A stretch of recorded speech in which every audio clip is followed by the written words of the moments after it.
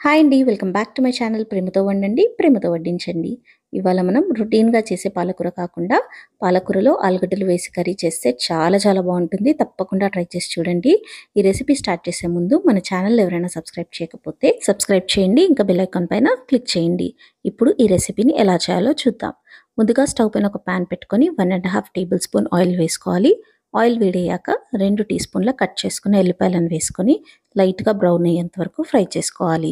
ఇవి బ్రౌన్ కాగానే ఇప్పుడు ఇందులో కట్ చేసుకున్న ఒక ఉల్లిపాయ ముక్కలు, చిన్న ముక్కలుగా కట్ చేసుకున్న ఒక పచ్చిమిర్చి ముక్కలను వేసేసుకొని లైట్‌గా ట్రాన్స్పరెంట్ అయిపోయేంత వరకు ఫ్రై చేసుకోవాలి. ఆనియన్స్ మరీ బ్రౌన్ అయ్యే అవసరం లేదు. చూసారా లైట్‌గా ట్రాన్స్పరెంట్‌గా అయిపోయాయి. ఇప్పుడు ఇందులో 3 ఆలుగడ్డలను పీల్ చేసుకొని ఇలా ముక్కలుగా కట్ చేసుకొని వేసేసుకోవాలి.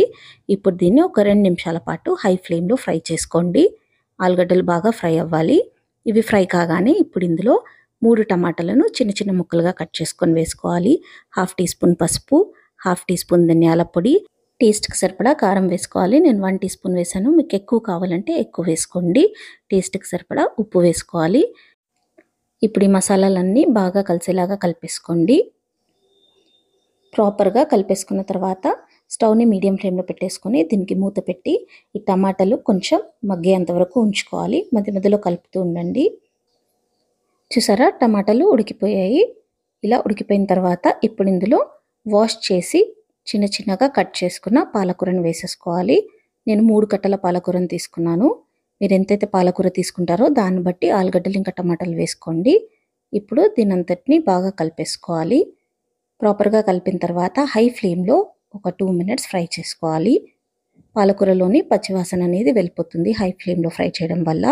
2 మినిట్స్ హై ఫ్లేమ్‌లో ఫ్రై చేసేసిన తర్వాత ఇప్పుడు స్టవ్‌ని సిమ్‌లో పెట్టేసుకొని దీనికి మూత పెట్టేసి పాలకూర ఇంకా ఆలుగడ్డ ముక్కలు కంప్లీట్‌గా ఉడికిపోయేంత వరకు ఉంచుకోవాలి. మధ్య మధ్యలో కలుపుతూ ఉండండి. కలుపుతూ మళ్ళీ మూత పెట్టేసి పాలకూర ఇంకా ఆలుగడ్డలు కంప్లీట్‌గా ఉడికిపోయి దగ్గరకొచ్చేంత వరకు ఉడికించుకోవాలి. ఈ కర్రీ టేస్ట్ అయితే చాలా చాలా బావుంటుంది. రోటీలోకి కానీ, రైస్‌లోకి కానీ దేంట్లో అయినా తినొచ్చు. చాలా బావుంటుంది. తప్పకుండా ట్రై చేయండి. చూసారా ఆలుగడ్డలు ఇంకా పాలకూర బాగా ఉడికిపోయింది.